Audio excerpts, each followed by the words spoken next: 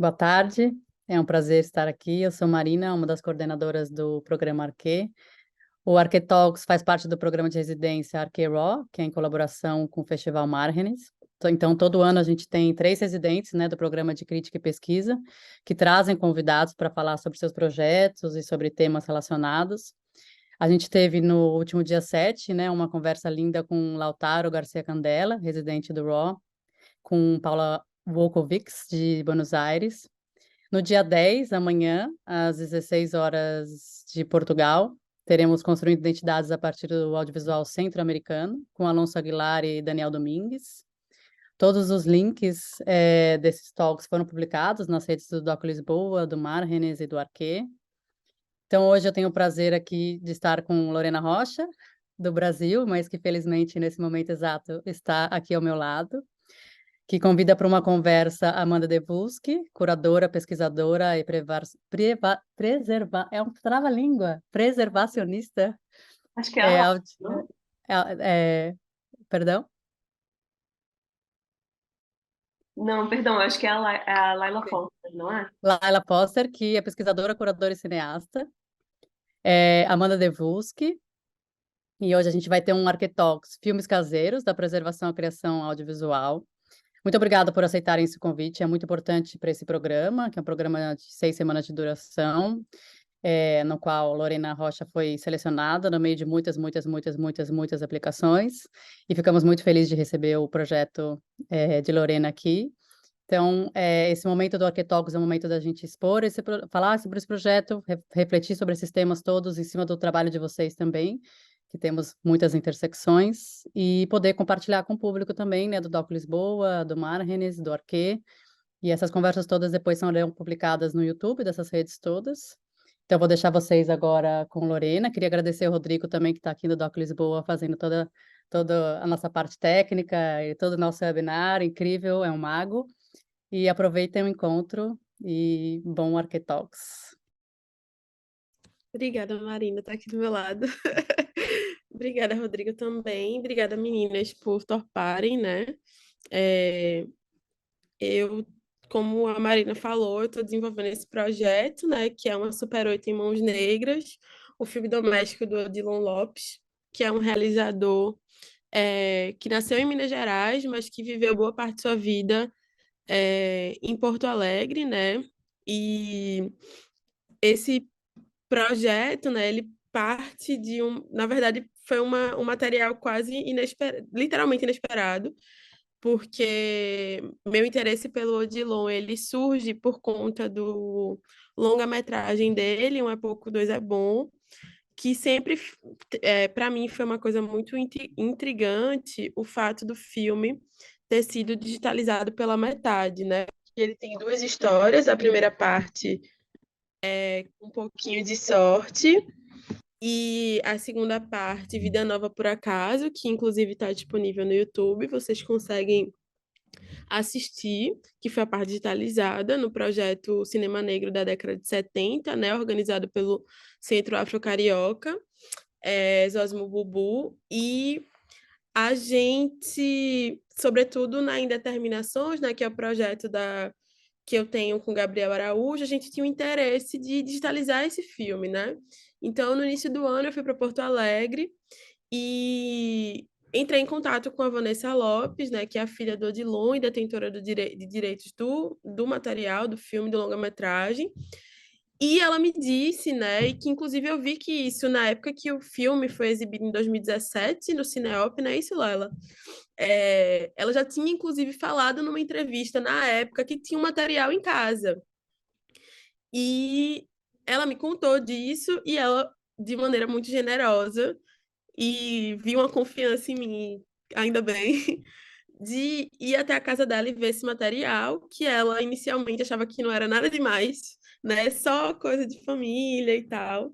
e que tinha um acervo pessoal muito significativo, né? Inclusive eu consegui fotografar boa parte do material, mas tinha lá também Betacam, Super 8 e VHS, né? 13 VHS, que ela tinha dito que nunca havia assistido. A Super 8, por uma dimensão tecnológica, né? Que é difícil, muito mais difícil nesse sentido, mas a VHS a gente tinha a oportunidade de assistir, ela não tinha em casa, mas a gente foi para a Cinemateca Capitólio e assistiu juntas na sala de multimídia, né? Inclusive até a Juliana Costa, que é de Porto Alegre, que é crítica, ela também, vamos assistir juntas, estava lá também, e a gente assistiu, né? Então, quando começou, primeiro a gente viu um material que tinha animações Odilon, né? Etiquetado. E aí a gente percebeu que tinha ali um conjunto de curta-metragem experimentais feito de desktop, tipo Windows Player total, assim, o Windows Media Player, junto com ferramentas do Paint, né? Que ele fez cerca de 7 a 8 filmes entre 2000 e 2001, e 2001 foi o ano da morte dele, né? Então, é o que a gente localiza aí, talvez, de últimas produções do Odilon Lopes. E nessa outra, tinha etiquetado Odilon, né? A gente inicia o material com casamento, justamente, de Odilon com a mãe de Vanessa, né? Inclusive, eu até separei aqui um material para mostrar, para exibir, né? Para quem não conhece ainda, inclusive para vocês, talvez depois falarem sobre isso. E como tem tanto no material de pesquisa da Amanda, né, do trabalho de pesquisa da Amanda, que ela vai falar um pouco mais daqui a pouco, e também do da Laila, é um pouco essa coisa de um álbum de memórias, né? A gente ali naquele primeiro momento, a Vanessa falou, só são imagens de família. Só que as imagens iam e não terminava, até que tem um material de 2 horas, que no início eu tinha muita dúvida de se tinha sido montado como um filme, né? Ou se era só um compilado de imagens ali. E que já dá para perceber que há muita experimentação, né, por parte do Odilon nessas imagens, né? E agora, durante a residência, né, eu tendo a oportunidade de olhar com mais calma para esse material, né? Eu percebi que o material foi montado. Logo no início tem um frame que tá no meio de um rolo, né? Eu fiquei aquela coisa assim, tem a duração do rolo, vamos lá. Vamos ver se os rolos estão sequenciados aqui. Não, não estavam, né? E tem várias inserts de fotogramas no meio das imagens, né? Isso eu consegui localizar na primeira parte do filme. E ainda assim, essa foi uma discussão que se teve inicialmente aqui, que era o dizer ou não dizer se esse filme era um filme, né? Que de fato era um filme. E aí até o nosso orientador aqui, né, que é o Salvador Amores, que está com a gente na residência, ele falou, você pode dar o seu gesto curatorial de dizer que isso também é um filme, né? E partir desse princípio de que ele é um filme.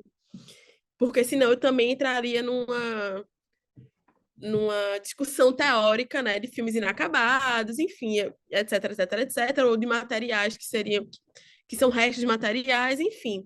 Então, eu também já estou aqui como pesquisadora e como curadora, colocando esse olhar de que, de que é, é um filme, né?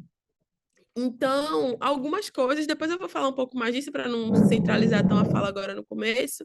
Algumas coisas elas já estão chegando, né, desse material, e eu convidei a Amanda Devus, que é a Laila Foster, para conversar comigo sobre filmes domésticos, né? Filmes domésticos, porque é uma coisa que eu estou iniciando uma pesquisa, vocês têm um trabalho, a Amanda um pouco mais recente, Laila já há um pouco mais de tempo, dedicadas a esse tipo de material, e acho que, lendo o trabalho de vocês, eles se cruzam e divergem muitas vezes, isso é muito bom, né? Porque dá uma complexidade ao tema, reconhecendo também que no Brasil a gente não tem grandes estudos, não grandes estudos, né?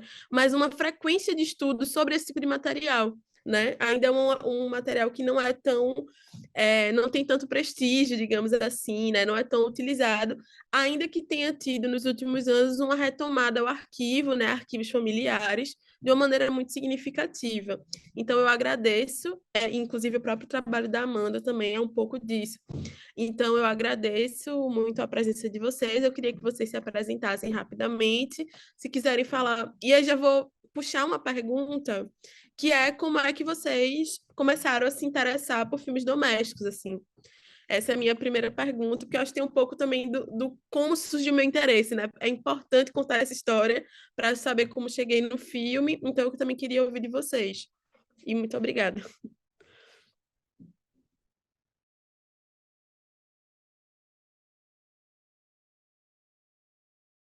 E aí, Amanda, posso ir? Bom, agradeço o convite. Só um segundo.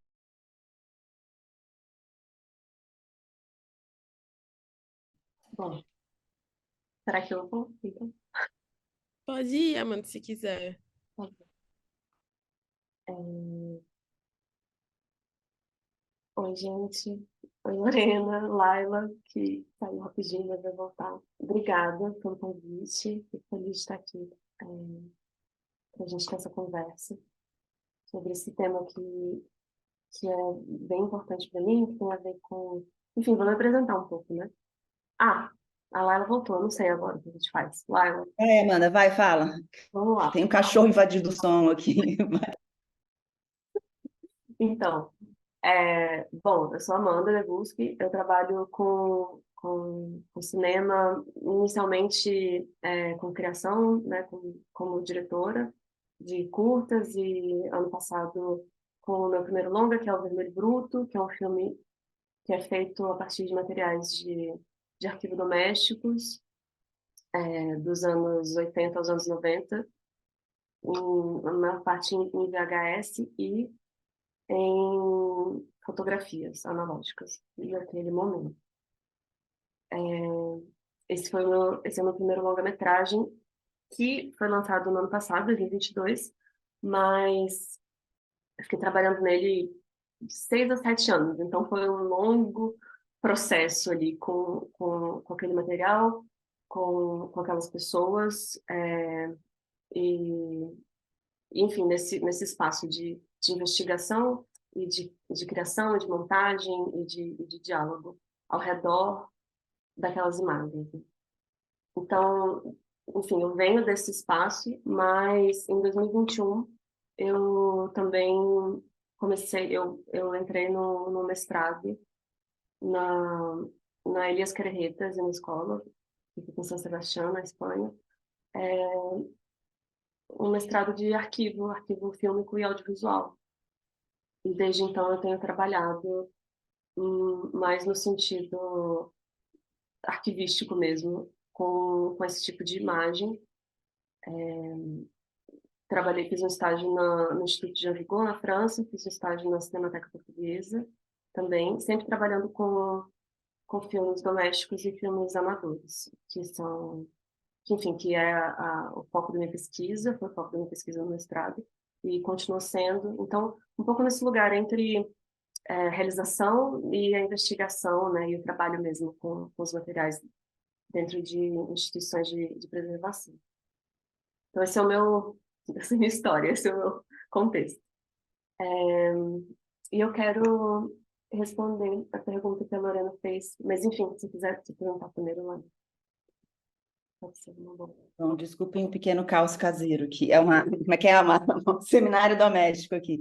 Bom, eu sou Laila Foster, eu já trabalho há muitos anos, né, com essa pesquisa enfim, começando com os filmes domésticos, depois com uma pesquisa mais ampla para pensar essa ideia do cinema amador no Brasil, mas essa trajetória de pesquisa, ela começa no período que eu trabalhava na Cinemateca Brasileira, isso acho que 2007, provavelmente, e que eu trabalhava nesse lugar muito especial do arquivo, que, enfim, lá na Cinemateca a gente chamava de incorporação, né? Que são esses materiais que vão chegando no acervo, no arquivo enfim, de vários lugares, E nesse fluxo, né, nesse primeiro momento de catalogação dos filmes, que a gente vê o material em mesa enroladeira, faz uma pequena descrição física desse material, chegava muito filme doméstico, né? Chegava muito, que são filmes especiais também nesse lugar, né? Às vezes eles vêm numa caixinha com anotações, vêm numa caixa de costura, todo organizadinho, ou é enfim, alguém que acabou de perder um familiar que chega com essas imagens, porque fala, ó, meu avô morreu, eu não sei o que fazer com essas imagens. Então tinha uma particularidade disso, né? Tanto física, desses rolinhos, e de olhar para essas imagens. Tinha muitos filmes que chegavam em Kodachrome, né? Kodachrome ele tem esse efeito, né? Que essas cores que se preservam, assim, se a gente vê materiais coloridos, enfim, dos últimos 40, 50 anos, né? O Kodachrome preserva as cores, então tinha um pouco esse interesse e um pouco também essa pergunta também, né, dentro do arquivo, do que a gente preserva e cataloga, afinal, né? Eu sou uma pessoa que sou muito, assim, defensora da catalogação, que a catalogação também é um lugar de existência para os materiais, né? Então, o filme doméstico, dentro da dinâmica do arquivo, ele tinha esse primeiro tratamento informacional, mas ele, por exemplo, não chegava às bases de dados públicas, né? Eram filmes que chegavam no arquivo, eram armazenados e meio que ficavam ali, né? Então, a minha pesquisa ela surge um pouco dessa pergunta e pensar modos de catalogação dessas imagens, desses filmes. Mas aí já começa uma trajetória longa, assim, com esses materiais, né? Enfim, nós três trabalhamos com esses filmes, a gente sabe que é tipo, uma vez que você descobre uma coisa, parece que a nossa atenção, né, fica muito aberta para esses materiais, então acho que nessa trajetória de pesquisa também teve muito isso, né, uma abertura, uma atenção, em algumas cidades, em alguns eventos, organizei o Dia do Filme Caseiro, então eu brinco que tem esse grande manancial de imagens, né, que eu acho que nesse percurso digamos, eu comecei a pesquisa, o mestrado oficialmente, né, em 2008, estamos em 2023, já são 15 anos, acho que tem um crescimento muito grande da pesquisa com esses filmes, e, na verdade, tem uma produção acadêmica também de fôlego, né, porque a gente também viveu uma espécie de boom do arquivo e o boom desse uso desses arquivos no cinema contemporâneo, assim, acho que tem uma filmografia gigantesca, né, no Brasil e no mundo, assim. Recentemente eu fui para o festival na Argentina, assim, eu vi 10 curtas, tipo, 4 eram usando imagens domésticas, né? O que levanta também uma pergunta interessante, né? Para pensar também na codificação do uso dessas imagens, né? Por isso que eu acho que é interessante a Amanda estar aqui, né? Porque eu acho que ela vai, enfim, ela vai falar, mas ela propõe uma outra coisa, né? E talvez um pouco essa inquietação também, imaginando como lugar de pesquisadora e criadora, né? Você pretende fazer um filme com essas imagens, né? Em que medida também existe uma coisa, eu brinco também que o filme doméstico é uma espécie do gênero mais estável da história do cinema, né? Enfim, são muitos clichês que se repetem, mas a gente sabe também que cada material vai trazer algo ali, né? Mas é muito interessante também pensar na codificação dos usos, né? Se tem uma codificação dos gestos no filme amador, filme doméstico, me parece que também tem uma codificação dos usos, né? Então, acho que é interessante pensar esses lugares, né? Que tipo de gesto cinematográfico que essas imagens inspiram no cinema contemporâneo, né? Enfim, mais ou menos isso. Amanda quer responder a pergunta já? Sim. Pois é, eu acho que talvez, eu não sei se a gente acaba fugindo do tema de alguma forma, mas eu vou ser breve com relação a isso. A pergunta era como a gente começou a se interessar por filmes domésticos, né? No meu caso, acho que isso tem muito a ver com uma questão geracional de ter crescido no período que foi assim, sabe? Entrei na adolescência em 2001, 2003, mais ou menos, e esse período formativo da vida teve muito entrelaçado com o início das redes sociais, assim, um início de um novo momento da internet que a gente vive, eu acho que o ápice dele hoje em dia. Então, para mim, esse momento formativo teve relação com a possibilidade de criação de imagens, que eram imagens domésticas e amadoras, e a publicação imediata dessas imagens. no momento do Fotolog, ainda pré-Orkut, sabe? Depois do Orkut, depois, enfim, todas as coisas que surgiram, depois o Facebook se popularizou no Brasil. Mas uma coisa que me interessou bastante nesse sentido, assim, além da minha própria vivência, que foi... Tem até enfim, tem o Ultra Superfície, que é aquele trabalho que eu fiz na internet, que fala um pouco disso, desses arquivos digitais dessa geração, que ficaram de alguma forma um pouco perdidos, e aí essa é uma outra questão, né, de como esses arquivos domésticos no formato digital têm outras vulnerabilidades, assim, que talvez a gente não esteja, eu acho que talvez a gente não esteja, enquanto sociedade, assim, discutindo isso suficientemente, assim, para onde vão esses arquivos pessoais que têm sido criados nessa nova era, assim, da imagem. Mas, de modo geral, uma coisa que eu percebi era que no Brasil a gente tem uma relação com a internet, com as redes sociais muito diferente, às vezes, assim, de outros países. Acho que, em vários sentidos, a gente foi...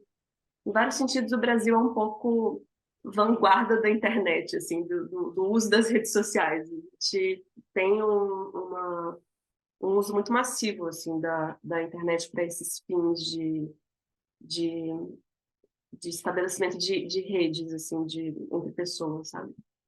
E, e aí é isso, curiosamente, no meu caso, como eu não tinha vim de uma família que não tinha acesso a uma câmera de filmagem. Tem essa questão econômica também, de como a produção de imagens amadoras foi democratizada a partir, né, pouco a pouco, assim, do analógico, depois para o magnético, né, para o vídeo, e depois para o digital, que está ficando mais barato, assim, para a gente produzir essas imagens mais acessível. Então, eu não tinha essa relação com o analógico previamente. Isso foi uma coisa que veio depois com o meu envolvimento no cinema.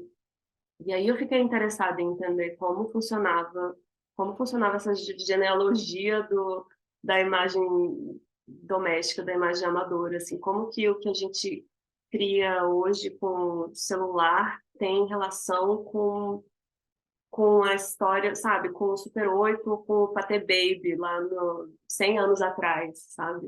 A primeira câmera, né, Patê Baby, que é aquela câmera, que é a primeira câmera doméstica, assim, assim, no uso amador, no uso doméstico.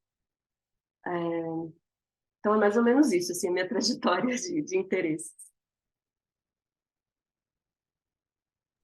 Essa pergunta, Amanda, na verdade, ela é muito central para mim, assim, mas eu vou falar disso depois, no sentido de que eu vejo uma potencialidade muito grande desse trabalho em específico do Odilon Lopes, e aí expandindo, né?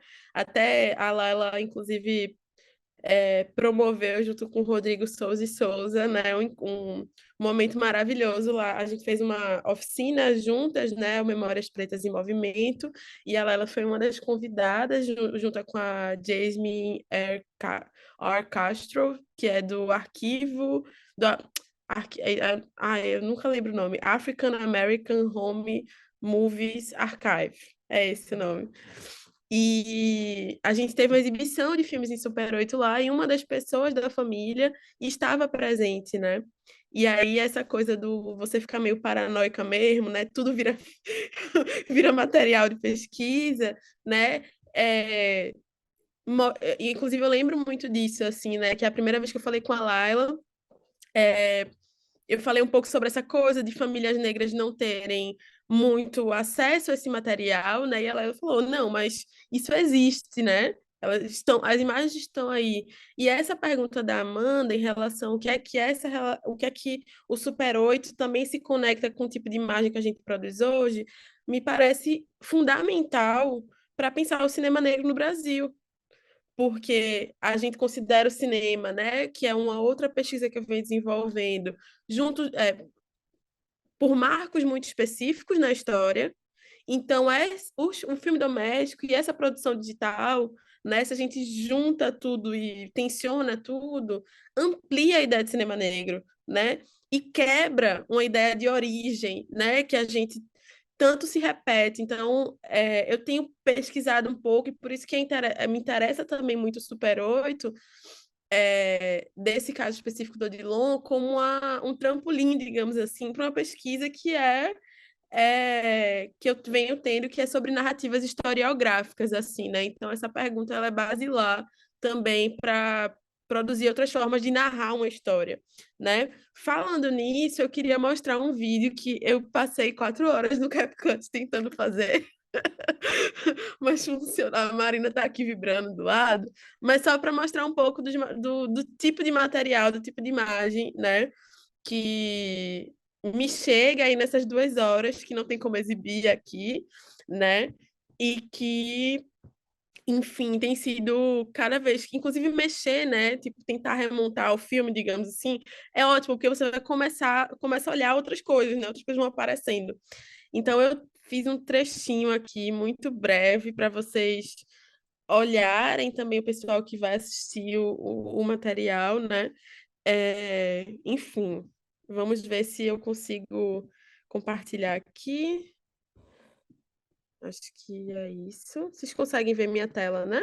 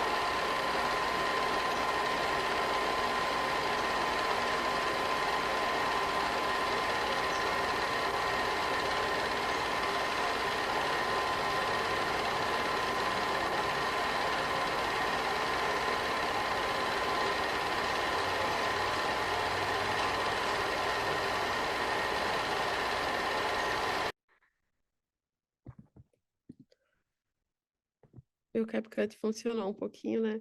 Rolou. Mas, enfim, né? Esse material é um material que meu primeiro olhar, né? De alguma forma, persegue, no bom sentido, né, de acompanhar o crescimento da filha dele, né, da Vanessa Lopes. Então a gente tem o casamento, né, depois em seguida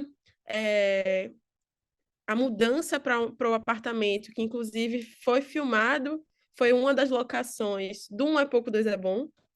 E aí também eu vou entrar em uma questão específica que eu tenho pensado. E depois a gente começa a ver o crescimento da Vanessa, né? Ela aparece com mais ou menos 1 ano, 2 anos, né? E essas informações eu sei porque eu assisti com ela, então foi incrível também, né? Ter tido essa experiência de assistir a primeira vez juntas e ela me narrando, né? Que tem a ver também com o que vocês chamam a atenção no trabalho de vocês sobre a contextualização, como é importante esse diálogo, né? E depois a gente vai vendo vários momentos. O filme é muito marcado por essa coisa dos aniversários, né? Ou por datas comemorativas do Rio Grande do Sul e viagens, né? E esse momento que ele está dando tchau foi bem marcante ouvi-la, né? Porque depois disso ele corta para imagens que provavelmente são na Inglaterra, porque ele fez um curso na BBC, né, de jornalismo e tem imagens desse material, né? Dessa viagem no filme. E aí a Vanessa me contou que quando ele fez essa viagem, ela ficava brincando com as VHS em casa, imitando o som de avião, né? Então foi muito emocionante assim ver um pouco de um recado quase que o pai dá à filha nesse sentido. E a gente acompanha aí mais algumas viagens até finalizar o filme com o rosto dela, assim, né? Tem uma imagem que chega depois, mas mais aberta, e um indício de que talvez esse filme tenha passado por um filme já utilizado, né? Ele colocou dentro de um que já estava preenchido, porque aí aparece uma imagem de televisão que não tem absolutamente nada a ver com o que estava sendo exibido antes, né?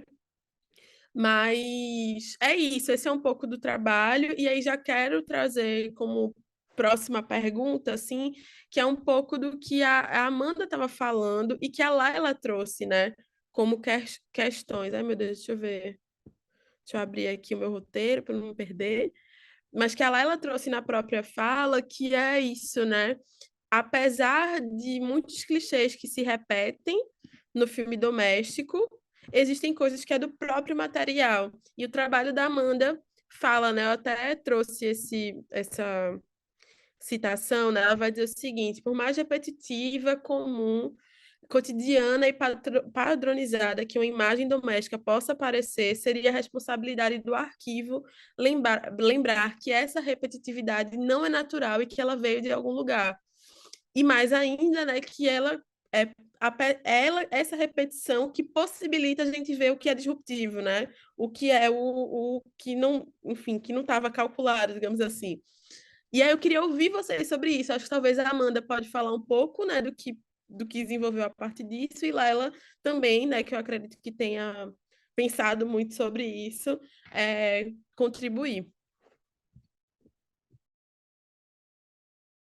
Então, pois é, eu acho que essa citação, ela tem a ver com um incômodo que provavelmente vem do fato de que eu venho também da criação e de uma de um interesse por cinemas que estão um pouco mais voltados assim para essa disrupção, assim, não sei se dá para chamar de experimental, mas não é exatamente isso também, sabe?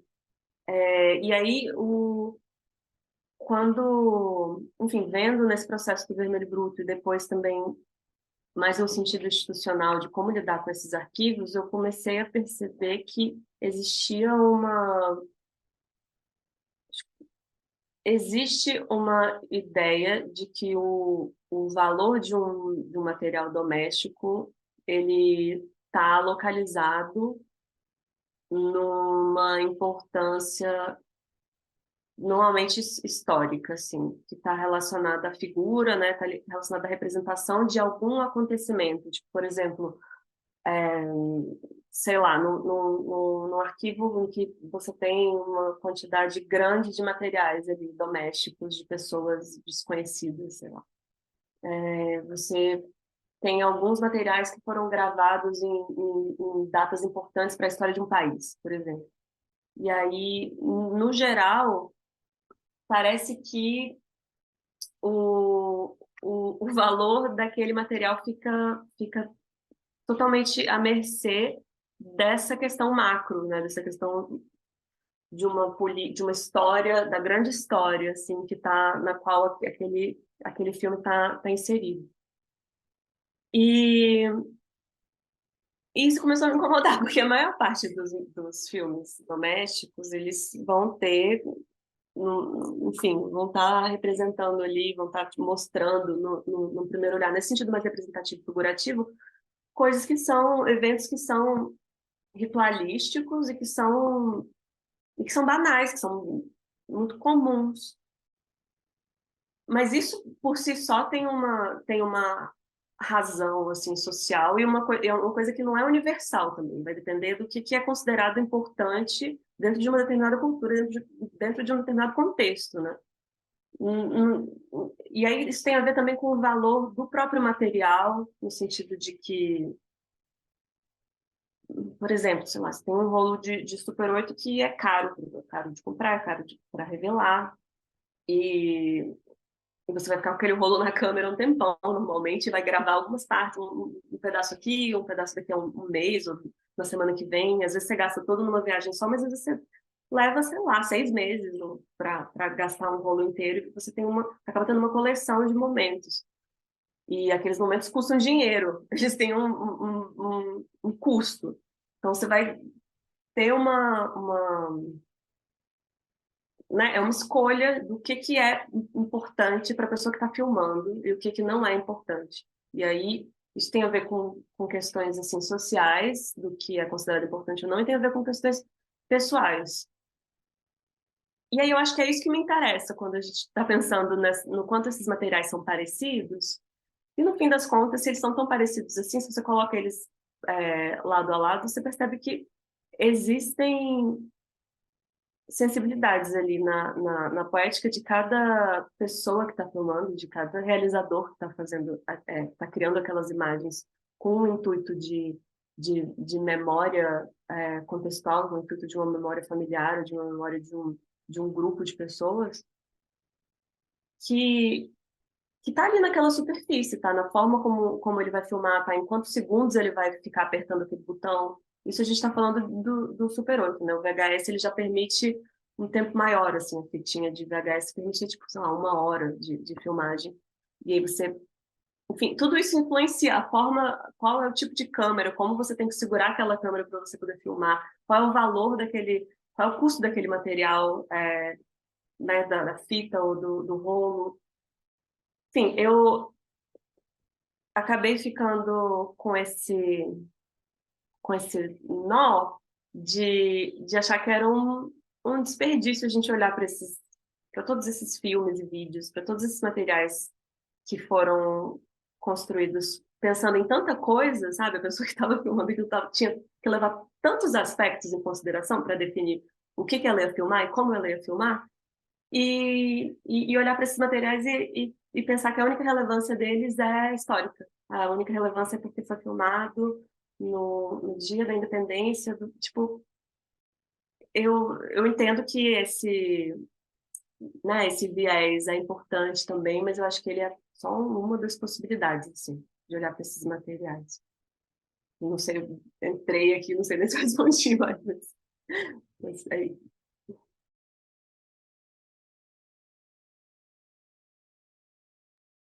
Eu acho que tem uma coisa interessante, assim, para pensar o material do Odilon, né? Isso foi uma coisa que eu também fiquei pensando, fiquei mais consciente lendo o trabalho da Amanda, né?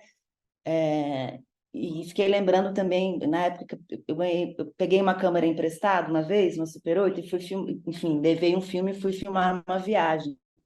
E eu não consegui filmar, porque eu tinha uma consciência, o que eu ia filmar, o que eu não ia filmar, e aí também eu fiquei pensando assim, né? Quer dizer, claro que a gente está pensando, às vezes, no banal, no filme da família, de família, tudo, mas assim, apertar o gatilho da câmera nunca é um gesto sem consequências, né? Enfim, nunca é um gesto, talvez, simples, banal, é necessário organização, é necessário coragem, é necessário, né? Tudo isso, né?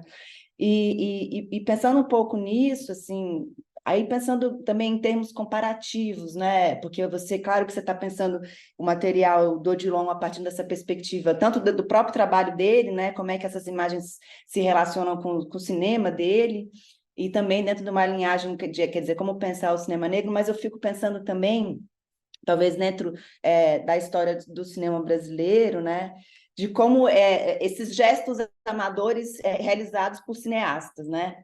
E aí eu acho que tem, por exemplo, enfim, um dos maiores exemplos é o Júlio Bressani, né? Que dentro da tessitura dos filmes dele, esse gesto amador vai estar sempre ali presente, né? E ele traz essas imagens quando ele começa a filmar adolescente, né? E quer dizer, como que isso também é muito interessante, assim, pensar o trabalho dele, porque ele continua filmando em vídeo, e esses materiais em vídeo continuam entrando dentro dessa... Não para cair numa coisa de né, filme doméstico de autor, mas eu acho que tem também essa perspectiva de pensar essas gestualidades, né? E pelas imagens, algumas imagens que você me mostrou, né? Esses motivos visuais, né? Quer dizer, como... Não é né, o filme doméstico não é um treinamento, mas quer dizer, tem algo ali de uma dança com a câmera e com o que se quer filmar que se constrói, né? Quer dizer, a gente pode pensar o estilo de várias formas, mas também tem um pensamento ali, né? Um desejo, um pensamento, uma forma de filmar, o lugar que se filma, né? Que eu acho que você vai trazendo nessa comparação. E outro cineasta também que eu lembrei é o André Tonati, que ele também é um cineasta que começa, né? Esse percurso de começar a filmar com uma 16mm ou uma Super 8 e fazer filme é muito comum, muito usual, né? Então, quer dizer, então não é só uma entrada. Esses equipamentos permitem, né? Permitem esse exercício, permitem essa tomada de coragem, né? Permite que você se aproprie de uma câmera e vá para a rua filmar, ou se aproprie de uma câmera e entenda o que é enquadrar, né? Eu acho que tem o trabalho da Amanda também traz muito isso, né? Quer dizer, como é que é essa relação desse corpo com essa câmera, né? E essa relação com esse corpo, com essa câmera vai mudando também na medida que as câmeras vão mudando, né? Enfim, o vídeo tem uma dinâmica, o Super 8 vai ter outra dinâmica. Mas eu acho também interessante pensar, né, os filmes domésticos dos cineastas, né? Eu acho que talvez o material do Odilon também se enquadre um pouco nesse lugar, assim. O Bressani, ele fez um filme de 7 horas, né? Enfim, a Longa Viagem do Ônibus Amarelo. E tem todas as tópicas do filme doméstico estão ali, assim, o filme de viagem, o filme de família, o filme de artista, né? Então tem essas tópicas todas, e que eu acho interessante, pelo pouco que eu vi do material do Odilon, é que ele também vai trabalhar nesses diversos top, eu imagino, né? Tem o filme de viagem, tem o filme de família, mas também tem essa imagem dele olhando, dele se filmando no espelho, é muito lindo, né? É muito lindo. Me lembrou uma imagem que tem no acervo do Lupa também, que é um material em 9mm, que é uma mulher que se filma. Na verdade, ela não está na frente do espelho, é alguém que está filmando, uma mulher filmando, né? E aí tem Parece esse que ela está na ícone frente, do filme doméstico, né? Quer dizer, aí também essa câmera que vai aparecendo, né? A câmera que é tema também, né? Eu acho esse plano dele se filmando muito lindo, né? E ele vai no foco, e tem vários, né? Então tem um pensamento, assim, né? E você como historiadora, né? Eu também tenho esse gesto historiográfico. Tudo a gente quer tem né, um fio da meada que a gente tem que ficar juntando, assim. Mas eu acho interessante pensar, né? Esse cruzamento com o cinema experimental, os realizadores que filmam, né? E como você testemunha também esse gesto de filmagem desses cineastas, né? Desses artistas, assim. Eu acho isso muito interessante.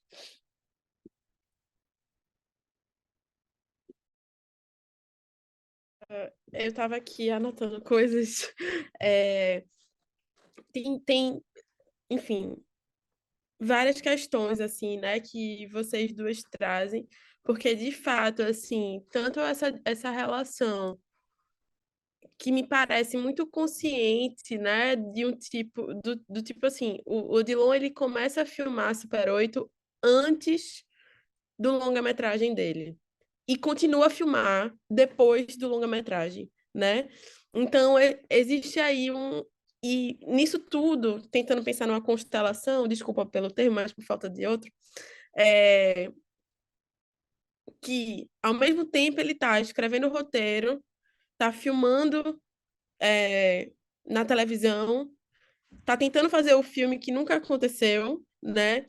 E filmando a família, né? Porque são 10 anos. É um material que é de 10 anos, né? Então, assim, de quase 10 anos.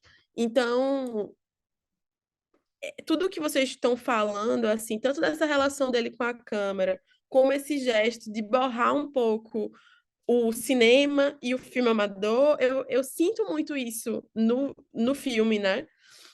Ao mesmo tempo que foi uma coisa que também surgiu aqui, né? Porque tem uma passagem muito específica, que aí é uma fagulha do material que é muito interessante, é que a filha dele está no balanço e ele filma a câmera de forma subjetiva. Então a gente acompanha o olhar dela, né? A partir da montagem. Na primeira parte do filme, né, que eu tive a oportunidade de assistir na Capitólio, e a gente agora tá nesse processo, né, da digitalização, tem uma mesma sequência, que é a personagem no balanço com o companheiro, e ele faz exatamente a mesma subjetiva. É, tipo, igual, sabe? E isso, para mim, foi um ponto de partida para pensar os lugares que estão no filme doméstico e os lugares que estão no longa de ficção. Isso é uma coisa. Por outro lado, minha grande preocupação hoje é não fazer do longa ficcional dele uma autobiografia e uma não oportunidade dele se autoficcionalizar, né? Porque, tipo, eu localizo as aproximações, mas minha grande dificuldade é descolamento, apesar da repetição, descolar, entender os dois como autônomos, entende? Aproximar e voltar, assim, como focar e desfocar, sabe? E porque nas duas também tem uma outra camada de problema, de questão, que é no longa-metragem ficcional, ele é personagem, ele dirige e ele também é personagem. E no filme doméstico, ele é também personagem. Ele filma e é personagem, né? Então seria um tipo de autorrepresentação no ambiente familiar e uma autorrepresentação no ambiente do cinema. Então são muitas camadas de problema que torna o material muito rico mesmo, assim, né? E eu também, foi ótimo ler o material de Amanda, assim, porque essa coisa de, apesar de ser historiadora, mas não ter uma grande pesquisa sobre filme doméstico, então não tem um olhar viciado, digamos assim, né? De localizar as repetições, digamos assim, apesar de sabê-las, de identificá-las, né? Isso me parece propositivo, porque eu tô olhando para ele como um filme e ponto, sabe? Então, é um ponto de partida, claro, para todas essas outras questões. E até no meu projeto, né, eu trouxe um pouquinho dessa coisa de pensar que é um homem negro numa família de classe média, média alta, né, um pouco nesse sentido, que também está filmando a branquitude, né? Isso recorre várias vezes no filme, várias, várias e várias. E o longa tem um pouco disso também. Mas que está filmando no meio da ditadura militar. Ele começa, basicamente, termina a ditadura e ele está filmando, né? Então, isso também era uma coisa que me inquietava, assim, mas eu também não queria já puxar tanto para esse lado para não prender as imagens, sabe? Mas eu acho os comentários de vocês, enfim, fica me torturando aqui por dentro, de não saber como encaixar todas essas coisas, ou enfim, como abordar tudo isso, né? Não sei se vocês querem comentar o que eu falei, mas enfim, pode ficar à vontade. Eu me lembro de uma coisa que você falou, acho que no seu primeiro comentário aqui, que foi sobre o gesto de pesquisa, o gesto curatorial também, de chamar de um filme, né? E aí isso ficou na minha cabeça, porque eu acho que isso foi uma grande questão para mim nos últimos anos, trabalhando com um arquivo em especial em instituições, porque existe já um protocolo de como lidar com os filmes, né? Uma ideia, assim, não totalmente rígida, claro, mas, assim, existe uma certa tradição de como as coisas funcionam. E essa diferença de como você vai lidar com um filme comercial, um filme né, de formato standard, tipo um filme 35 ou um 16, mas que é um filme profissional. E os filmes que não são isso, o resto, tipo os outros filmes. E é triste, assim, eu acho triste que isso aconteça, mas é meio que assim, mais ou menos, assim, que a banda costuma tocar com suas exceções, sabe? E aí a gente sabe por que isso acontece, é o mesmo motivo, sei lá, porque tanta coisa acontece no mundo, que é uma questão econômica, né, comercial, assim, tipo, os filmes comerciais têm um valor econômico que está em outro patamar, assim, e aí todo o gesto de preservação, o cuidado com a intenção do que era para aquele filme, né, do que aquele filme deveria ser, na intenção de quem o criou, na intenção de quem o produziu, o contexto em que ele foi mostrado, tudo isso é cuidado, sabe? E aí me chateava, chateada com várias coisas, e me chateava que esse mesmo cuidado não costuma ser, por uma questão também, não é por má vontade, é também por uma questão econômica, porque para você fazer isso você precisa de equipe, você precisa de dinheiro, você precisa de estrutura para você pegar cada filme amador ou doméstico e olhar para ele com esse mesmo cuidado, com esse cuidado de por que esse filme existe, por que ele foi criado, qual é o contexto dele, porque você precisa, nos filmes domésticos e amadores, ainda mais do que nos filmes comerciais, mas nos dois você precisa saber onde que eles surgiram, eles não existem num vácuo, né? Tipo, eles precisam de todas essas informações extrafílmicas para terem o sentido deles ali. E eu estou falando isso porque você falou sobre essa questão do gesto de chamar de um filme, e eu fiquei pensando numa coisa que eu fiquei pensando nesses últimos anos muito, que é tipo, o que é um filme? Como é que a gente vai definir o que é um filme e o que não é um filme? Porque muitas vezes os filmes domésticos e os filmes amadores, mas principalmente os filmes domésticos, não são considerados filmes. São considerados, sei lá, registros, documentos. Ou, enfim, um acidente, a pessoa gravou sem querer, sem pensar, a pessoa não estava nem pensando, nem sei se tinha alguém lá, o botão se apertou sozinho. Tipo, e eu acho que isso é super uma questão, assim, sabe? O que que vai definir o que é um filme, assim? Como é que você define o que é um filme e o que não é? Nesse sentido, assim, né, falando. E aí eu acho que esse processo é um desafio incrível, assim, isso que você está fazendo com os dois filmes do Lyon, tipo, o filme né, profissional, comercial, dentro de uma estrutura mercadológica do que é considerado o cinema, e esse filme num contexto doméstico amador, eu acho que, assim, sabe, um estudo de caso, assim, poderoso para pensar sobre essas questões, assim, e para pensar também nessas questões do que é uma relevância política histórica, né? Pensar nisso, como você fala no seu trabalho também, das coisas dos primeiros, né? Quem são os primeiros, os pioneiros, essa ideia desse pioneirismo de quem fez primeiro, que tem a ver também com essa questão aconteceu num momento historicamente importante e por isso é importante. E tipo, reconciliar isso com uma questão da forma fílmica e da sensibilidade estética e da poética do gesto de fazer, né? Reconciliar esses dois lados para que não fiquem, não pareça que são coisas que estão separadas, né? Que estão cortadas ali.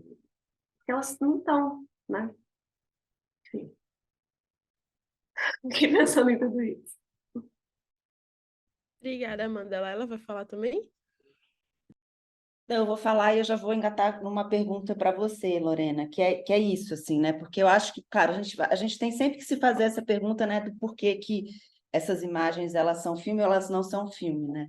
Mas eu acho que tem algo interessante, assim, até nessa lida também com muitos filmes, que é pensar a montagem como esse, né, movimento privilegiado da linguagem, né? Porque a gente também tem, a gente tem, às vezes, filmes de família que são os registros estricto sensu, e aí tem os filmes de família que se monta, né? Que aí parece que ali, no momento que se monta, você inaugura alguma coisa que retira essas imagens de uma espécie de limbo da não linguagem ou do mero registro, né? Ou como se a montagem instaurasse um lugar de pensamento assim para essas imagens, né? Mas é interessante, assim, né? Eu acabei de fazer um curta-metragem e aí é que, na verdade, essa pergunta se a gente vai fazer um filme, ela é uma pergunta constante, né? Quer dizer, o que garante que o que eu fiz vai virar um filme? Na verdade, essa pergunta é uma pergunta constante, né? Então, eu acho que aí vou te trazer essa pergunta, né, Lorena, né? Porque eu também parto de um lugar de pesquisa, né? Esse filme que eu fiz é um filme ficcional, mas eu tenho um outro projeto, que é um projeto que parte muito de uma pesquisa, né? Então, quando que o gesto de pesquisadora vira um gesto de realização, né?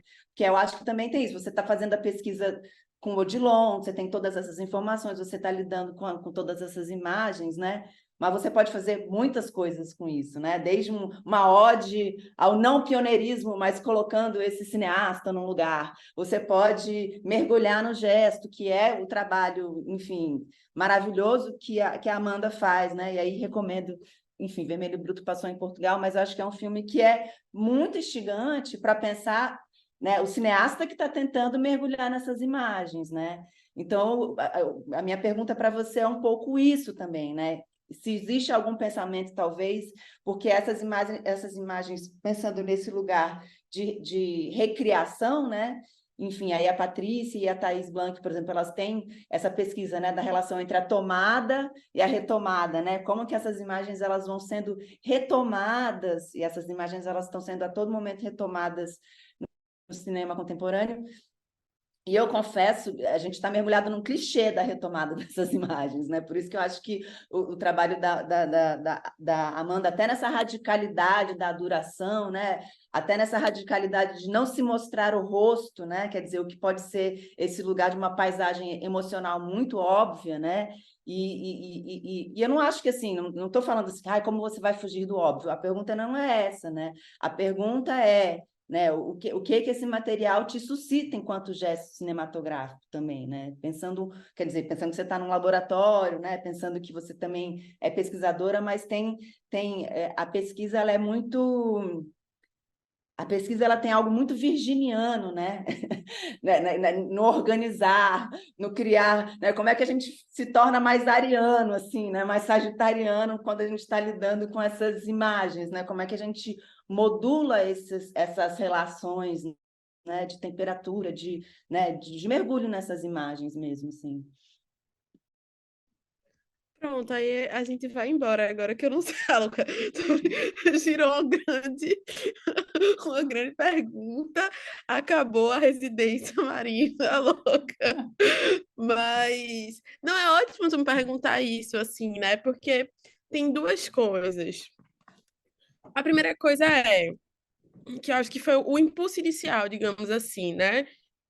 Estou diante de um material que, dentro de uma pesquisa que eu já tenho, né, sobre historiografia, etc, etc, etc, isso cria uma rachadura muito importante. Então, eu disse, opa, isso aqui me dá uma oportunidade material e estética para dizer. E essa ideia de pioneirismo aí de vocês está meio ultrapassada, né? Vamos lá conversar sobre isso, né?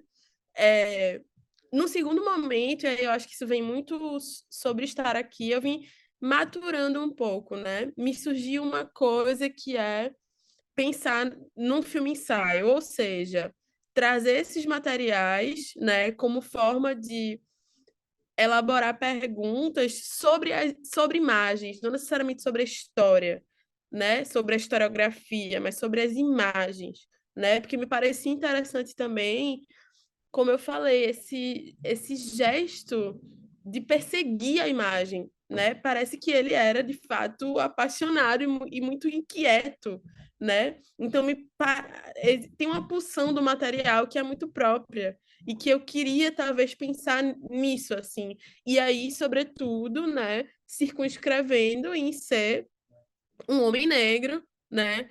E e aí sim, talvez encaminhasse um pouco para a pesquisa, né? Não sei nem se eu estou te respondendo. Mas no terceiro momento, né, é, eu fico muito preocupada por justamente ter talvez todo esse background, assim, da história e justamente essa coisa virginiana, né, que sou, né, muito virginiana, de saber todos esses, digamos assim, esses campos de força que estão atuando no material, não deixar ele ele vibrar por ele mesmo, assim, né? Então, para mim, no início, era muito importante, talvez, exibir esse material, tipo, sabe, como um filme mesmo, porque me parece que é isso. Ele tem alguma propriedade muito intensa no que se faz, né? Tem um gesto, digamos assim, de radicalidade também nessa coisa de filmar por tanto tempo e montar o material, né? Eu fui assistir, porque eu tô também chamando de filme e concordo que a montagem virou meu alicerce, assim, para dizer, isso aqui é um filme, né? Isso aqui foi pensado, não é um compilado, né? Porque eu fui assistir o material em 0,25 de velocidade. E eu comecei a perceber que estava montado, né? E isso talvez seja o meu alicerce para dizer isso é um filme e que a gente pode, talvez isso volte, né? Mas também me interessa entender como é que volta essas imagens, né? O que é que elas significam também para a gente hoje. Aí eu também estou muito alinhada nessa coisa da pesquisa, do campo do cinema negro de uma forma geral, né? Eu não sei se ela caiu ou só desligou o... Ela caiu. Acho que ela caiu, né? Mas, enfim, essa é uma grande pergunta. Ah, ela foi abrir a porta. Mas essa é uma grande pergunta, assim, né? Que talvez nem eu tenha me feito, assim, né? Eu vou ter que maturar um pouco nesse sentido. Acho super provocativa, assim, a pergunta, porque no final das contas o que é que eu vou fazer com essas imagens, né? O que é que vai ser feito, assim, né? E de modo sempre, e por isso que eu falei dessa coisa da autoficcionalização, né? Sobretudo por ser uma pessoa preta, né? Porque sempre preto faz o que é a experiência, né? Não tem gesto de recriação. Eu estou sempre aqui falando do meu lugar, né? Então, para mim era muito importante, é muito importante hoje, assim, que até nesses gestos de aproximação, que são do material, tá muito firme, né? Eu lembro até que quando a Vanessa estava comigo assistindo, ela falou: "Nossa, mas o filme do meu pai tem muito dele, de muita coisa do que ele viveu, né?" E aí os ambientes, quando eles aparecem nessas imagens domésticas, né? Pensando o filme em sua totalidade, né? Não mais como metade, mas vendo as duas partes juntas, como elas se conversam, né? Porque também tem isso, tem esse gesto de um desejo de reposicionar o longa nisso tudo. E parece que o filme doméstico puxa para a gente olhar para ele. Eu nem queria. Eu comecei aqui o meu material, apesar de estar. Eu trouxe um pouco do É Pouco, Dois é Bom no material que eu fiz para submeter o projeto aqui, mas era muito preocupada porque eu estava do Brasil, falando de uma realidade brasileira, para Portugal. E eu precisava certificar o porquê o material era importante, né? Que não era só uma imagem doméstica, fazia parte de um circuito ali que era preciso entender.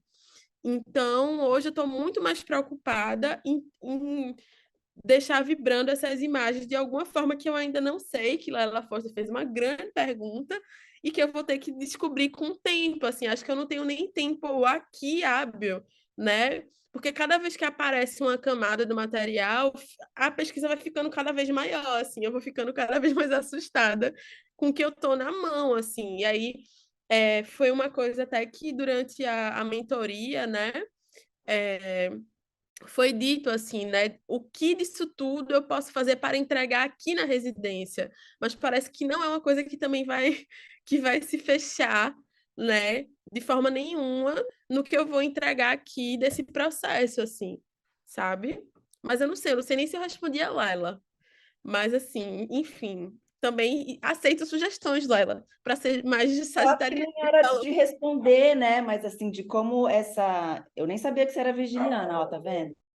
Mas né, como é que a gente traduz esse gesto de pesquisa para, né?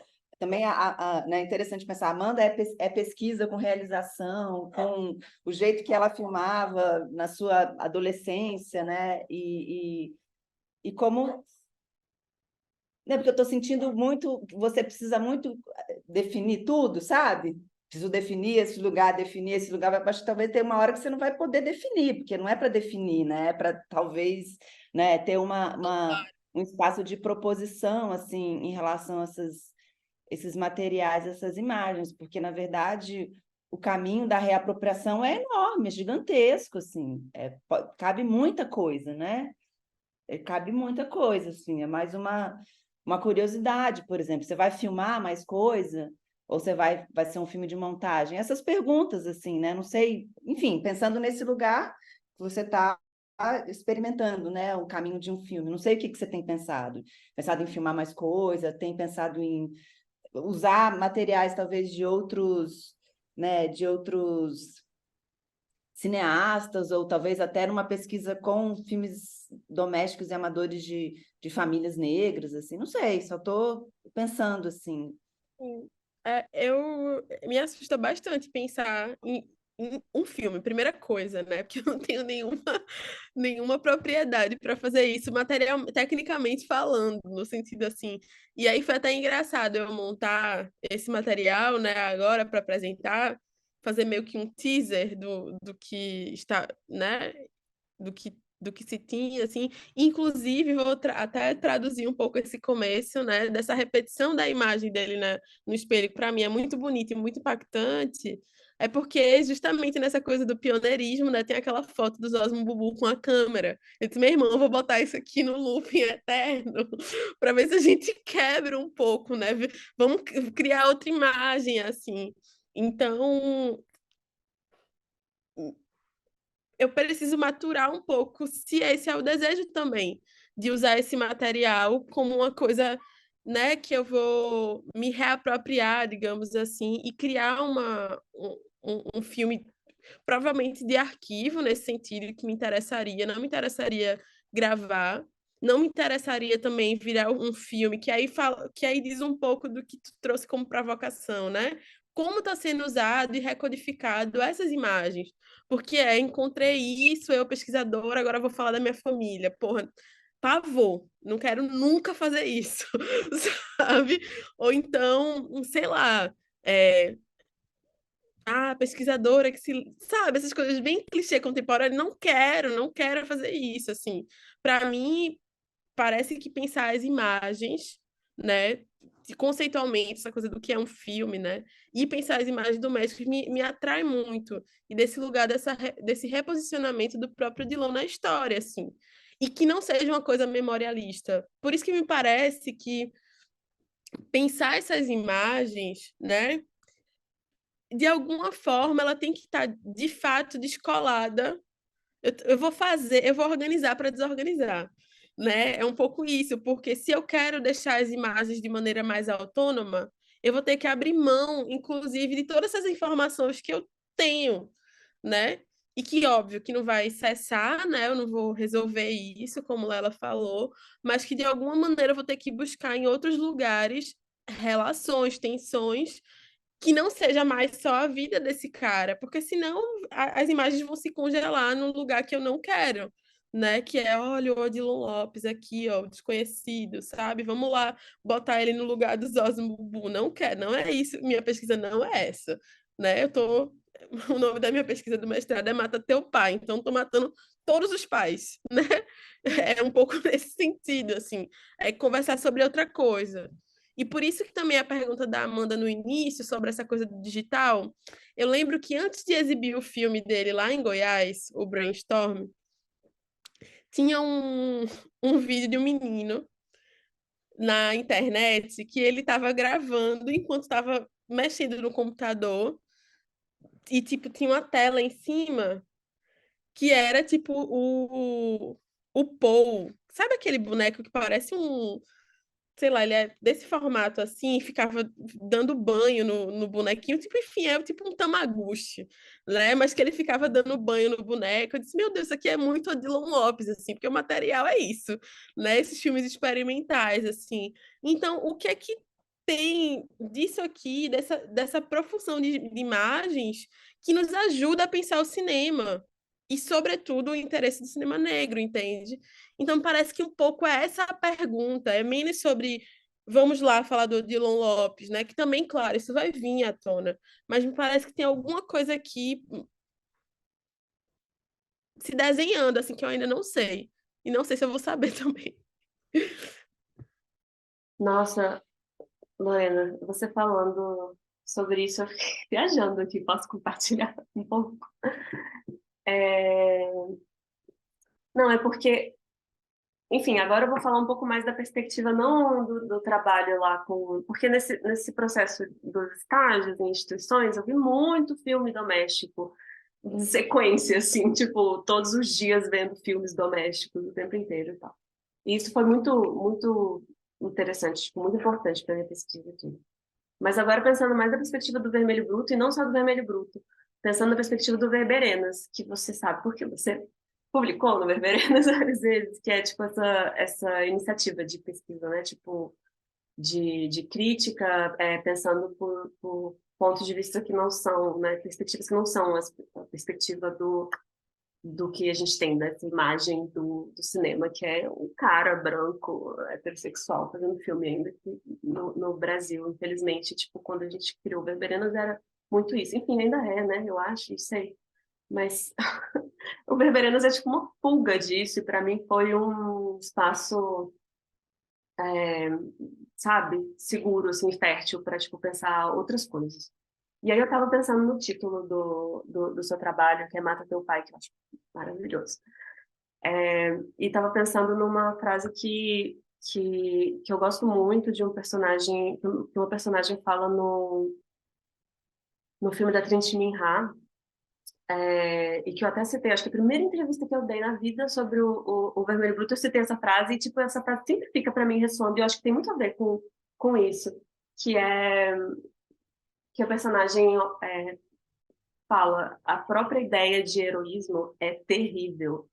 E E eu sempre penso muito nisso, pensava nisso com relação ao Vermelho Bruto, porque a gente estava falando de 4 mulheres que foram mais na adolescência, e que tem toda essa questão da redemocratização, e essa questão da vida doméstica, e de traumas, e de dificuldades e tal. E eu fico pensando que quando a gente está falando, então, desses sujeitos que estão fora dessa ideia dessa normatividade do poder social, sabe? É muito fácil colocá-los no lugar de heroísmo, que é completamente estéril e completamente, assim, destrutivo mesmo, em tantos sentidos, assim, tanto, sabe, para dentro e para fora.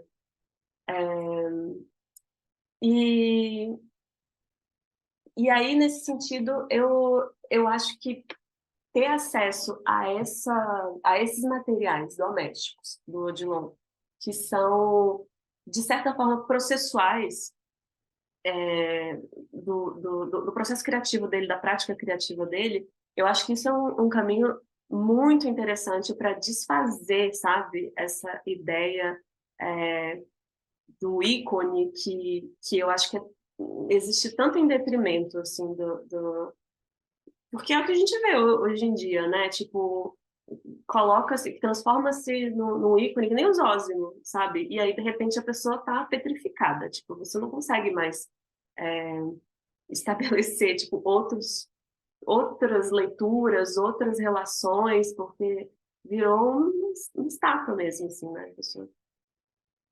E, e eu acho que uma das formas mesmo da gente, de tentar escapar desse procedimento de captura que acontece tanto é através de um olhar para os processos. Então, eu fiquei pensando, como você disse que tipo esse filme doméstico de 2 horas, ele foi gravado antes da feitura do longa dele, né? E durante e depois, né? Me interessa bastante pensar, então, tipo, nisso também nesse sentido processual, de uma tentativa de tentar tipo, entender, não sei bem, assim, ainda tô tipo, imaginando, assim, mas de tentar entender, que eu acho que é um pouco o que você está pensando também, né? Tentar entender, tipo, a relação, enfim, é uma pergunta, de alguma forma, tipo, tentar entender a relação que ele estava estabelecendo com as imagens e, tipo, tentar, sabe, investigar essa intenção e essa prática artística que estava sendo construída ali, entre esses dois filmes, assim, entre esses dois gestos, tipo, talvez seja, eu acho que é algo muito mais entre, né, esses dois objetos do que em um objeto ou em outro. Não sei. É uma pergunta, se eu pedi isso, Sete. Laila quer comentar? Na verdade, eu fiquei pensando outras coisas aqui, então, mas eu acho que vai abrir outro campo. Então, se você quiser responder ou comentar, Amanda, ou eu falo, não sei, você que sabe. Não, eu acho que essa coisa de entre um e outro, assim, talvez porque eu não, uma coisa que eu não quero também é criar, eu publiquei até as imagens, né, que eu coloquei os dois filmes, os frames que se repetiam, os lugares que se repetiam de alguma forma. Mas eu não quero tornar isso, por exemplo, esse material doméstico, um material documental. Eu não quero, entende? E aí eu acho que esse lugar do entremeio da coisa seja uma possibilidade, mas eu ainda não sei como eu vou chegar nisso, sabe? E nem se eu vou chegar.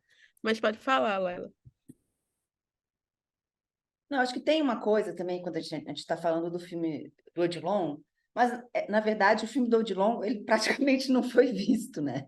Então, acho que tem algo né, e eu acho que tem enfim, quando eu assisti o filme em Ouro Preto, né, quando a gente programou, agora eu não lembro se foi 2017, 2018, Acho que foi e aí talvez... 2017, porque foi o ano que entrou a cópia na Capitólio. Logo em seguida foi para a Capitólio. Acho que é isso mesmo.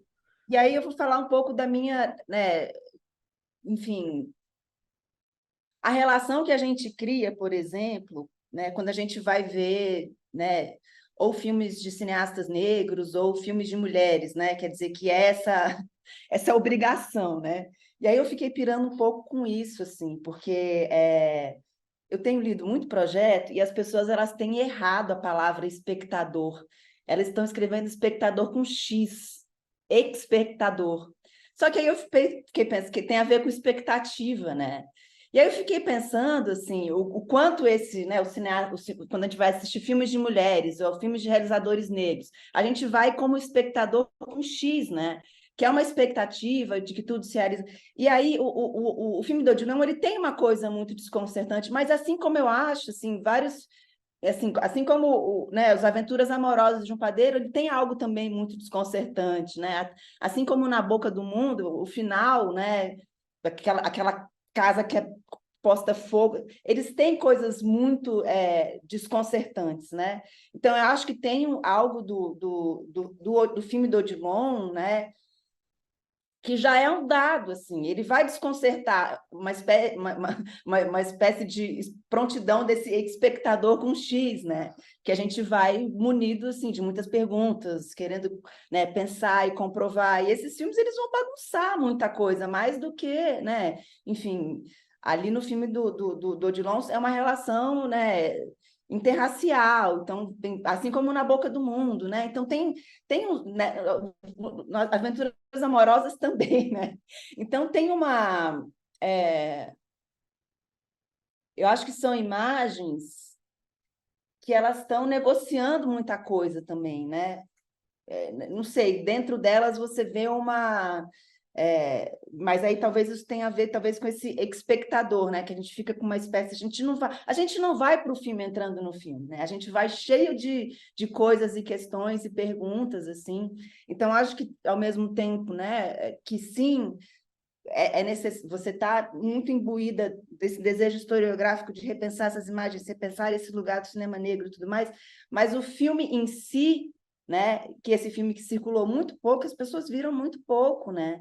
Ele também tem essa, né, trazer esse filme, né, também tem um gesto de grandes consequências, né, porque não é um filme visto, assim, a gente não pode lidar com o filme como se ele fosse um dado da historiografia, porque ele não é um dado da historiografia, né? Então, acho que também tem esses jogos também, esse lugar, né, há de se tomar cuidado para que esse filme não entre no lugar de pioneirismo, mas, ao mesmo tempo, né, você está trazendo esse filme vai voltar, ou vai chegar, esse filme vai chegar, né? Porque ele não é, a gente não tem. Eu sempre falo disso também, né? A gente fala de historiografia, ele fala um monte de coisa, mas vai para a sala de aula ver o que está sendo passado, entendeu? Assim, né? A gente precisa ter esse mestre, aula sobre história do cinema brasileiro, que vai passar Odilon, que vai passar, enfim, né? Os Homens que Eu Tive, que vai passar o filme da Adélia Sampaio também rompe também essa expectativa com X, né? Do espectador, assim, né? Então, acho que também tem não se pode esquecer disso, né? De como que esse filme vai surgir também através do seu filme, né? Ele vai ter uma circulação que talvez ele nunca tenha tido antes.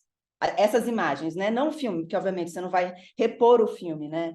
Mas essas imagens, as negociações que estão ali, a quebra de expectativa, né? Tem aquelas cenas lisérgicas, tem uma coisa de curtição também, tem um mergulho nos anos 60, então tem festa, né? Quer dizer, o cinema do uísque, né? Porque o cinema dos anos 60 e dos anos 70 também é o cinema do uísque, né? Aquelas cenas da galera bebendo um whiskinho, assim, então tem muitos braços ali de um lugar também de negociação, rompimento de expectativa ou presentificação de expectativas, não sei, porque eu acho que quando a gente vai pensar, né, cinema de mulheres, cinema de realizadoras e realizadores deles, a gente vai munido de né, um monte de coisa, assim, né, para as imagens, né?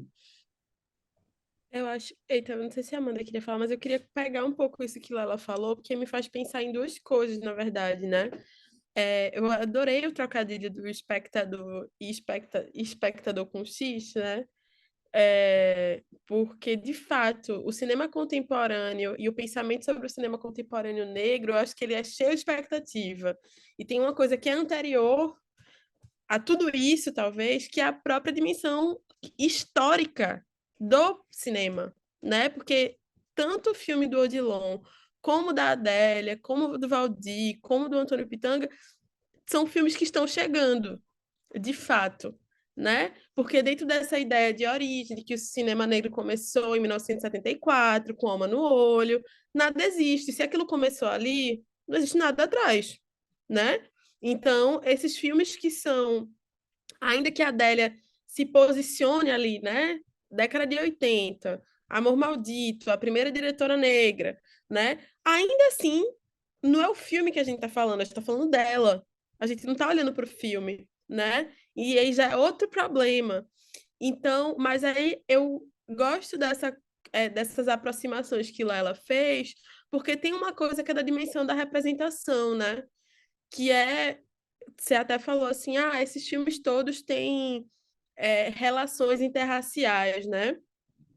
E aí o do Odilon em específico, a primeira parte é um casal branco e empobrecido, né? E também tem essa especificidade de um diretor negro estar filmando o cotidiano de uma família branca, né? Que não era uma coisa comum de se ver. Mas essa questão, por exemplo, das relações interraciais sempre foi colocado, né? E isso é o argumento também para que Alma no Olho surja como o filme, é que é um tipo de representação que está ligado ao estereótipo, que o homem negro ali está desejando a branquitude, né? Que a mulher branca seria a personalização desse desejo do branco, né? E que isso tem a ver com vários tipos das várias formas que o cinema brasileiro teria colocado o homem negro, né? Então é como se esses autores, esses diretores estivessem só replicando, o que não é verdade, né? Porque o Antônio Pitanga queima numa cama e as mulheres vão embora juntas, né? Fica ali um negócio meio, né, subentendido, talvez que elas vão desbravar a vida juntas ali, né? Nem que seja por um pouco de tempo. Como o filme do Odilon, né? A gata ela toma um doce e reconhece que tem um homem negro ali na frente dela. Ela entende, né, o que está em jogo, né? Ela se percebe no que está em jogo. Então, me parece uma coisa interessante de pensar, que é esse lugar da representação negativa, né? E de uma representação positiva, e que eu já tenho pensado aqui, que tem a ver com os usos e com as expectativas do que a gente vê no cinema, no chamado de cinema negro, que é eu estou chamando, ainda não desenvolvi isso, mas eu tenho chamado de estereótipo positivo, né? Que é uma série de representações que parecem que tem que estar, né? Tem que estar lá, tem que cumprir, para que o filme seja um filme de cinema negro, para que o filme ele seja político, para que o filme seja relevante, né? E que, como a Amanda falou, isso só deixa a parada estéril, assim, né? Eu acho que esse caminho me interessa, sabe? Esse caminho de pensamento me interessa bastante, assim. A Amanda ia falar? Ai, agora eu não sei também. Tô pensando em várias coisas ao mesmo tempo, mas acho muito legal essa conversa. E fico. Ah, eu, na verdade, tinha uma pergunta muito pontual para fazer, porque quando você fala desses dois filmes e fala de considerar o filme doméstico como um filme e ele, de alguma forma, relacionado com É Pouco, Deus é Bom, eu fiquei pensando numa experiência de exibição dos dois juntos, sabe? Essa foi a primeira coisa que passou na minha cabeça, tipo, talvez no sentido linear, no sentido de exibir um e depois o outro, não sei qual seria o primeiro. Eu acho que eu gostaria mais de ver o doméstico primeiro e depois a ficção, sabe? É, mas às vezes até num formato instalativo, sabe? De você ver os dois ao mesmo tempo, assim, tipo, eu acho que talvez essa pergunta, talvez Eles aparecem, é meio louco. É bem louco. porque, desculpa, a primeira parte eu não ouvi. Eu fiz esse teste de botar os pontos na tela aqui, gravei algumas partes. É muito perturbador, né? Nossa, muito bom. Porque, tipo, Falou bom, sabe? é exatamente isso. Ele tá filmando a filha, eles estão indo pro passeio no parque, né? Que é um parque até conhecido em Porto Alegre, que é bem central, assim. E que foi a Vanessa que me disse que era lá. E é o mesmo cenário, a mesma paisagem. Então eles vão pro parque, aí começa a aparecer vários animais. Começa a filmar, porque tinha zoológico, né? Isso no filme doméstico, tá? E aqui no filme, na ficção, tá o casal andando, né? Lá, tal, tal, tal, tal, tal. Aí daqui a pouco a mulher, né, a personagem, começa a ficar no balanço e daqui a pouco volta para a Vanessa no balanço. Aí os animais que estavam no filme doméstico começam a aparecer no de ficção depois. Então assim, você fica, Você precisa fazer essa instalação aí, cara. fica muito Tipo, louco. eu quero ver. Eu acho que eu tenho aqui, deixa eu só tirar Porque para dar esse gosto. isso, tipo, a gente está pensando aqui na a resposta, mas talvez a questão seja justamente a pergunta, não a resposta. Tipo, talvez a resposta seja uma coisa que vai ser entendida depois só. Talvez a questão seja, tipo, fazer essa pergunta aos espectadores, sem o X, no caso, espectadores com S. Tipo assim, e aí, vamos descobrir. A gente não sabe, tipo, qual que é a relação entre esses dois filmes, sabe? Não se sabe qual é, como é. Tipo, talvez a gente precise de alguns experimentos de, tipo, sabe, alguns experimentos de visionamento, alguns contextos construídos para que talvez esse mistério possa ser desvendado, sabe? Tipo, e talvez essa seja a questão mais do que, né? Tipo, nesse sentido que eu falo essa coisa entre um filme e outro, sim, e essa coisa de não definição, tipo, Não, eu acho que essa coisa do mistério, né? Isso que eu escrevi, eu estava escrevendo aqui, eu falei, cara, esse espaço do mistério, que o filme dá, vou ficar falando do filme da Amanda, mas tem um espaço para o mistério, né? Porque às vezes essa reapropriação, ou ela é muito ilustrativa, ou talvez menos do que né, uma cinematografia contemporânea mergulhada numa espécie de clichê, mas são espaços pouco misteriosos, né? Quer dizer, talvez tenha mais a ver com isso, né? Tem pouco mistério, quando na verdade se tem alguma coisa que o filme doméstico traz na sua obviedade, é uma dimensão muito misteriosa mesmo, assim. Até porque às vezes essa coisa do contexto enfim, agora puxando, né, sei lá, o Peter Forgax, né, e como ele vai trazer essas imagens de famílias, enfim, né, em Amsterdã, famílias judias, enfim, tem uma coisa muito misteriosa naquele, quando você sabe do contexto, né, não é só o contexto, mas o mistério que habita nas coisas, nessas imagens também, né, porque é isso, né, tem muito mistério também. Não, com certeza, assim, eu vou só... vocês estão me deixando malucas, né? Vocês sabem disso. Mas eu vou só botar aqui, eu não sei como é que tá esse, mas eu tentei fazer isso, né? Eu fui tentando assistir. E eu, caralho, olha o que tá acontecendo. Tipo, é muita loucura.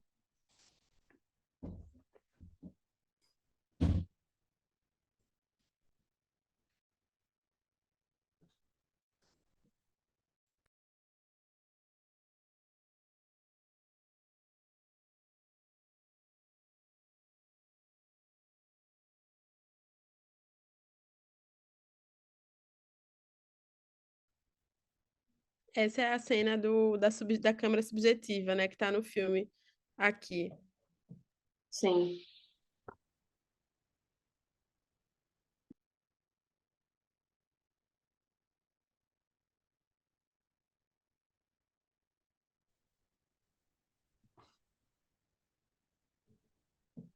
Ah, aparece os bichos. Vai começar a aparecer bicho aqui do lado direito da tela. Ó,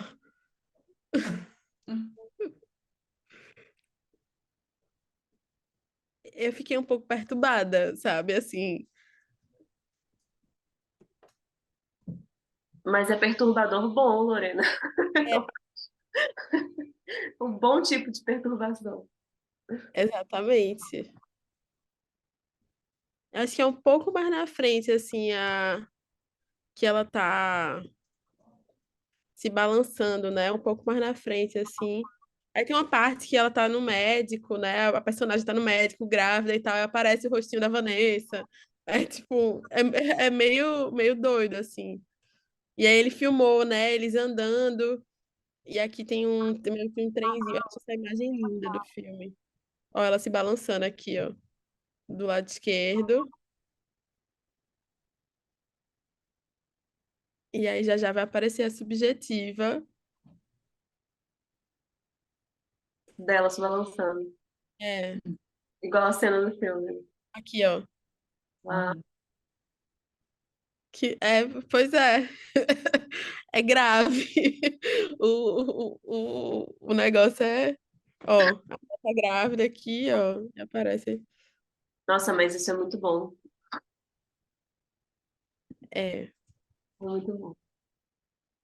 eu tentei fazer isso, assim, enfim, não sei o que eu vou fazer com esse material, gente. Vocês hoje. Eu tava bem aqui certinha, eu fiz um roteiro, aí fiz várias questões, mas já apareceram várias outras, assim, mas isso é bom, né? É um pouco da proposta também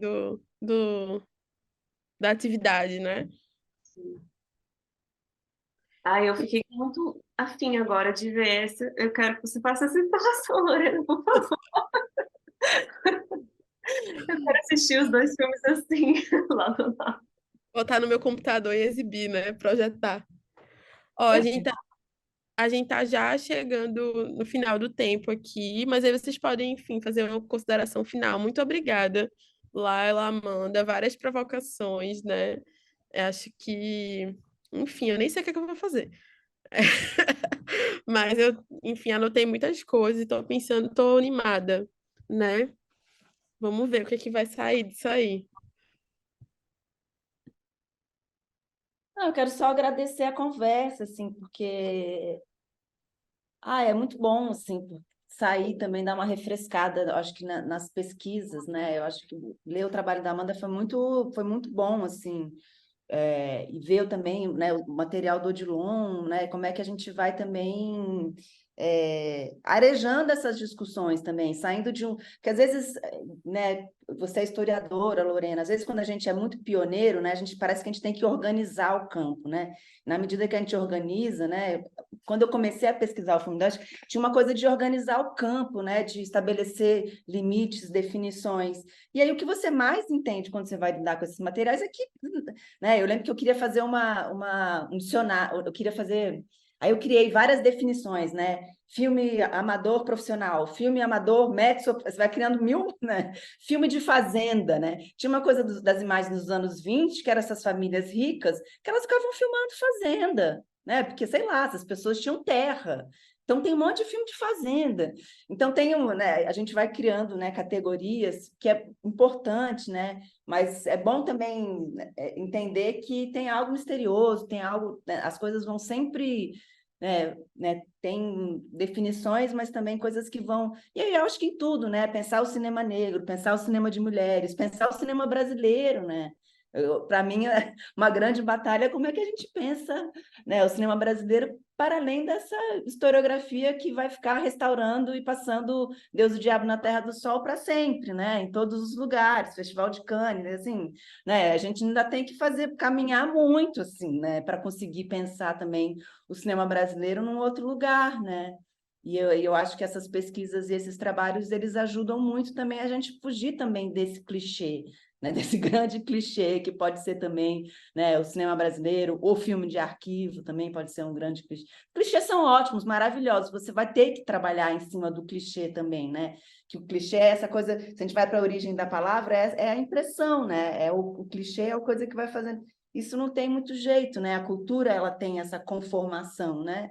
Mas é bom também arejar, né? Enfim, agradeço essa conversa, foi ótimo.